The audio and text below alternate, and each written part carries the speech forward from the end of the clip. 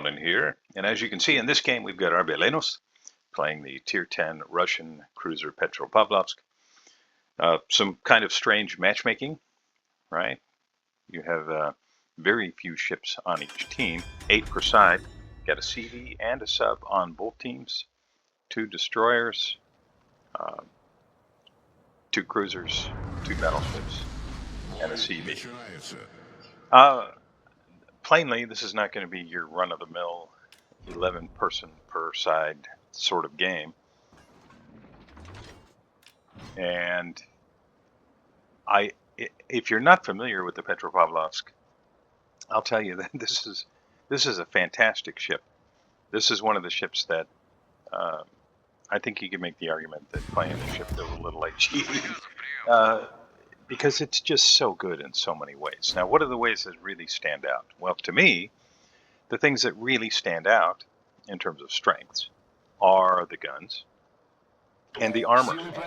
So at the end of this video, I'm going to have a little, I don't know, maybe 5-minute explanation of what makes them so good.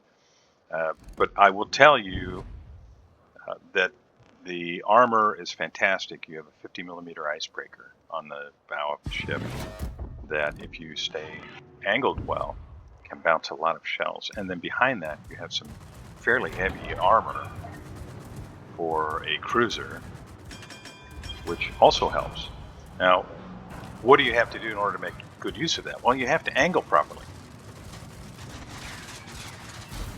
And rbelenos takes a little bit of chip damage there from Roosevelt, but I think he played the really smart game there. He did not try to avoid the aircraft. What he did was he tried to find cover, which was absolutely 100% the right decision. If he had taken a big shot into the broadside, trying to turn to avoid those aircraft, well, there we get into one of the weaknesses of Russian cruisers, or really any cruiser. But with the strengths that the Russian cruisers have, they have a kind of a corresponding weakness in terms of not wanting to show side, because they can be citadeled, and they can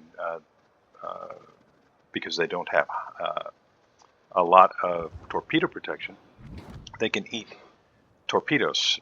So showing broadside in Russian cruisers in general, Petropavlovsk not really being any exception, can be very dangerous. Now, on this ship, you do have hydro, which you can see down there on the bottom, in addition to the radar, which is really, really handy, but that really doesn't mitigate the damage if you do eat torpedoes or a big broadside salvo from someone. So you'll see that rbelenos takes his time to get set up, so that when he is positioned, in order to open fire, he is angled and has cover in order to protect the sides of his ship. Okay, so Shimakaze is now lit up by aircraft. rbelenos throws it in reverse, turns in. He's going to be able to use his front guns here and be angled to potential threats. And will he open fire? Now you'll see. Well, it looks like he's got the island in the way here. So fortunately, he's not visible. Pushing out there would have probably been very painful if he had made for the smoke, for example.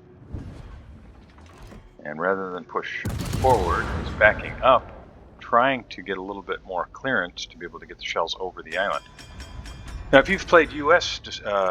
cruisers, you know that their shells are very floaty, and they go very high in the air before coming back down. Russian cruisers, not so much. They are more like laser beams, and so it's much more difficult to shoot over the edge of islands. rbelenos pushes out a little bit farther, but at this point, Shimakaze is going to be behind cover. So, what to do now? I guess we'll see. Now, what can I mentioned the torpedo protection. The Petro has a 19% torpedo protection, and we'll compare that to a few others here. Well, of course, a lot of them have no torpedo protection. Sevastopol, 34%. Puerto Rico, 28%. Moskva, Ravenna, Venezia, Goliath, all have 28%. Stalingrad, 25%. Marseille, 25%. Gunlu, 25%. And on down from there. So while there is a little bit of torpedo protection, it's definitely not the best. And so he's mitigating torpedo damage by making it really hard for torpedoes to hit him, which is the smart way to play. And this ship is not very maneuverable. Turning radius, the best turning radius for any Tier 10 cruiser is Colbert, with 620 meter turning strength. It's like a destroyer. And the AP goes to work on Des Moines and double Citadel. And you know, Des Moines, he wasn't terribly badly angled, but you know, he had to kind of turn a little bit aside in order to not just nose first into the island. But he ate almost 18,000 worth of damage with 2 Citadels, and that is really what these guns are all about. And you'll see that he sticks with the AP, and there's good reason for that. The AP shells are just phenomenal. So I was getting back to the turning radius. Why do I bring that up? Because you have ships like Colbert, Jinan, Austin, Plymouth, all with under 700 meters turning radius, and the Petropavlovsk 990 meters. Now Des Moines, I'm not sure what he's thinking here, but it's gonna hurt. Another double Citadel for almost 20,000 this time, and he is very, very cooperative in that he continues to show side. You can see the little indicator just under the aiming reticule. He's at 148, but he's lit up green, right? And that means you know, the shells should be able to penetrate. And down he goes. So we're, you know, a little ways into the game, and that's kill number 1, 54,000 damage. We're just getting started. But the good guys are down 3 ships. You know, while I've been explaining about the guns and about the turning radius and torpedo protection, the good guys have lost Bungo, Holland, Thrasher. Shimakaze's come back. Hydro's up, now the radar, and rbelenos very, very smartly switches to HE shells, and you can see the wall of torpedoes. Almost going to be impossible to avoid them all. Eats 2 and almost gets sunk as his as his radar goes down, and he was not able to finish out Shimakaze. He's got Schlieffen and Hindenburg on his starboard side, basically kind of hiding, really not able to even get guns on anything. And the heel is active, trying to get back into this with his AP on a broadside Yamato. And that's the strength of that armor. So double Citadel on Yamato. He's just pushing right at Yamato. You can see he doesn't have his nose pointed right at Yamato. And another double Citadel. And if he can get off the shot before Yamato, almost certainly this is going to be the end for Yamato. You can see he aimed a little higher, get into the superstructure, and he finishes off Yamato. Meanwhile, his Shimakaze finished off the red team's Lucian, and the red team's Lucian finished off the Shimakaze more or less the same time. So right now, good guys have 4 ships. Unfortunately, rbelenos has been beaten up pretty bad in his effort to try and keep his team in the game. And Schlieffen and Hindenburg still sitting behind the island, not really able to get guns on much of anything. Now, the Venezia is now coming around the corner down there. And Essex, a real tip of the hat to the Essex player here to give our hero a little bit of extra time. And of course, the Essex player probably realizes at this point that rbelenos is the only reason they are still in this game, and he needs to keep rbelenos in the Petropavlovsk in the game in order to have any chance of a win. So Harry Husky playing the Essex, very good call. All right, so we covered a few things about these guns. We talked a little bit about the armor, which is really good, and there's going to again be a little like 5-minute blurb at the end of this if you're interested in taking a look at the armor, which if you don't have the ship in game, you'll be able to see it at the end of this video, and also comparing it to a few other ships and their armor schemes. So you know the main battery shells in terms of AP DPM, armor-piercing damage per minute. Definitely not the best. I mean, it's kind of middle of the pack. It's definitely, because your rate of fire isn't all that great. You've got a 12-second reload on these guns. And the same is true for HE, your high explosive shells. But I consider this ship kind of a difference maker. I did a recent video on the French Tier 7 Premium Toulon, and it's the same type of thing. The guns reloaded took forever, but if you're able to put them to good use, they can make a huge difference in the game, and that's kind of how Petro is. And you can see Conqueror is sitting there broadside, and get off a couple volleys in the hope of trying to do some damage. And getting off another shot there through the gap from the rear guns, and just doing some chip damage on Conqueror. All right, so it's not the damage per minute that's going to shine in this ship. It's not that you can't do good damage, but a ship like Colbert puts out shots every couple seconds, right? And this one doesn't. But when they hit, the shells from the ship really hit hard. So if we look at the AP salvo, I'm pulling that up right now. AP salvo can do 57,150. And even that is not what I would call phenomenal, because you've got other ships. Well, what's a good example? Well, Puerto Rico, of course, great example. AP DPM is 291,000 plus. But there are very few ships, although Puerto Rico, the shells in that ship do have great penetration value. As rbelenos finishes off Venezia and is more or less single-handedly keeping his team alive in this game. So you've got laser beam guns that hit like a Mack truck, even at range, very accurate. Great armor so long as you stay properly angled. And our hero now, trying to track the motion of the sub, makes his best guess. And guesses that the sub is going to turn and run, or turn and try to use the island. And rbelenos gets off a shot between the island gap and causes flooding on the sub, lands a couple shells on the Roosevelt.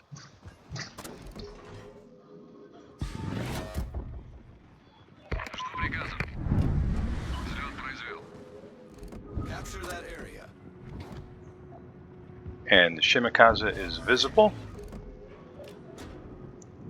And rbelenos aims carefully, puts a shot in the air, and finishes off Shimakaze. And that's the accuracy of these guns. They really are phenomenal. And that is kill number 4. Team is still down on points. Hindenburg, well, he's still sitting back, although he's got 3/4 of his HP still. Not exactly sure why he is sitting back so far, but hey, this is World of Warships. And I think it's fair to say there are a lot of potatoes in the game. Now, rbelenos was thinking that the sub was somewhere else entirely, only to find out that it's right here, and that he's been pinged, double pinged.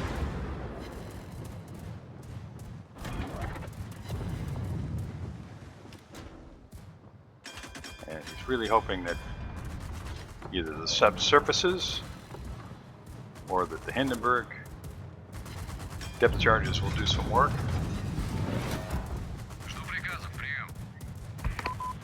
Makes his best guess about where the sub is going. And you can see that oil slick right there in front of his ship, but it's moving now to his port side.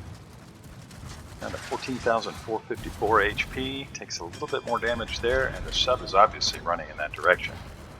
4 seconds until he's got his depth charge airstrike ready again. Makes another good guess about where the sub might be. And the red team really is just thinking, well, we just have to hang on long enough in order to be able to get the time to run out. We've got 5 minutes left, and is this going to hit? Are we going to see any depth charge make a strike here? And it doesn't really look like. he's going to. The sub, well, he's turning back and forth in an effort to avoid the airstrikes, doing a good job. And rbelenos is, well, he's in it to win it. He's just staying right with the sub. Gets another flood, finishes off the sub. That's the Kraken Unleashed. Continues to shoot down aircraft, and now is making a run for the corner to be able to get guns on the FDR. He does have a repair, but I think he might let this just burn out. Under 9,000 HP remaining now. And the FDR is in big trouble, and I think it is fair to say rbelenos single-handedly, with a little bit of an assist from the Essex, won this game for his team. Yes, I know, Shimakaza and Sweepen both sank the ship, but how effective were they really? And, oh, FDR sitting broadside at basically point-blank range. 5 citadels, that's the game, ladies and gentlemen. All right, we'll take a look at the stats. rbelenos, fantastic game, really. That was so fun to watch. All right, so we've got 166,633 damage on 78 shell hits with 52 pens, 48 aircraft shot down, 4 incapacitations, 6 ships destroyed, 3 floods, 14 citadels, capture assist, and landed some depth charges, AA defense expert, dreadnought, Kraken Unleashed, and high caliber. What a strong performance. All right, taking a look at the team score. Of course, topped the scoreboard with 3,143 base XP. Just phenomenal. The Venezia on the other team played a great game as well. And Essex, as I said, he pitched in. And I have to give a tip of the hat to Hindi, who also did roughly the same in terms of base XP as the Essex. But rbelenos just absolutely crushed it. Here's our damage to each of the individual 16 shots on Des Moines to finish it. Yamato, 6 HE and 21 AP shells to finish Yamato. Just crushed the Yamato at, I did, maybe you didn't expect that. The Roosevelt you saw there at the end, the phenomenal shot over the island on the Shimakaza, and shots on Venezia to finish the Venezia, as well as the airstrike damage on the U-2501. And then the Conqueror, the chip damage of the Conqueror between the two crowns of the island there. So big damage, most coming from the armor-piercing shells, which, as I mentioned, are just phenomenal. Some depth charge damage, but the floods really, really helped tip the balance. 1.65 million potential damage.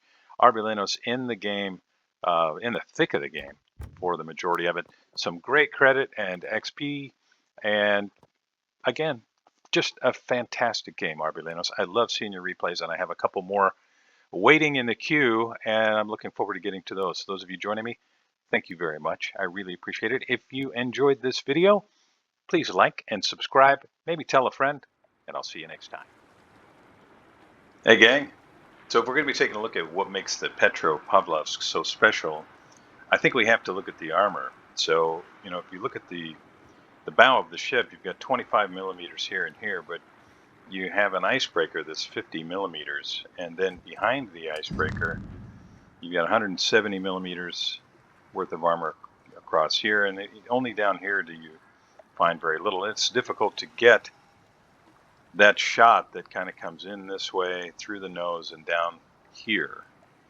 It's not impossible, just more difficult. So, you know, let's just take a quick look at the aft section of the ship where you'll see kind of the same layout. And let's compare that just real quick with some of the other ships that have a bit of an icebreaker. So you can see a little bit here on the Hindenburg, but behind that, 110, right? And 40. Now, if you get punched through the nose here in the Hindenburg, you're probably going to need some much worse damage. What else? Goliath had a little bit. I mean, a very little bit. 51 millimeters here. Everything else is 25. And then Get behind it, you've got 152, 21, 38, 203 on the side belt, but if you get punched through the nose, you're going to eat big damage in Goliath as well. Okay, so what else? Napoli. Now the Napoli is tough, right? 25 millimeter, 25 millimeter, and then 60 here. And behind that, this is all part of what makes Napoli such a beast to contend with. 50 millimeters just under the deck, plating, 220, 220, 120, 55. So really great armor on the Napoli. Venezia, you do have an icebreaker, but it's only 40 millimeters as opposed to the Petropavlovsk's 50 millimeters. And then behind that, 40, 32, 19, 80. Now, that's a pretty big difference. Gudlu, I don't know that there's much in the way of, yeah, pretty similar actually. 40 millimeters, and then behind it, you actually have some pretty solid armor. And maybe you've noticed, Gudlu is difficult to citadel, but it is one of a very few ships that can compete in terms of armor with Petropavlovsk. And you can see the Castilla, you've got 40 millimeters here, but behind it, 40, 40, 80, 30. It's difficult to quantify exactly because there's so many different shells that are going to be coming in, right? So many different ships are going to be shooting at Petro. But if you are bow in, not like this, where things are going to hit a flat surface if they punch through, but like this, where things can hit this 50 millimeters, and then run into that, you can mitigate a lot of damage. So there's that. And when we combine that with the guns, 14-second reload, 203 max dispersion at 21.4 kilometers, 6,350 potential with the AP shells, and almost 1,000 meters per second. It's not difficult to see that you've got a lot of smash power with these guns, and that it's difficult for other ships to return the favor if you are properly angled. Now, if we look at the AP shells in particular, we just look at their penetration. In the Russian line, you've got Stalingrad, Sevastopol, Petropavlovsk, and then the Petropavlovsk. So the Stalingrad and Sevastopol, 545 millimeters of pen and 535 millimeters of pen. And then the Petropavlovsk, right? And then Petropavlovsk, both sitting at 490. Everything else underneath that, including the Moskva, which is at 355, which is way down there. So you have incredible penetration value with these guns. You've got fantastic armor, and that is all part of what makes Petro so much fun to play.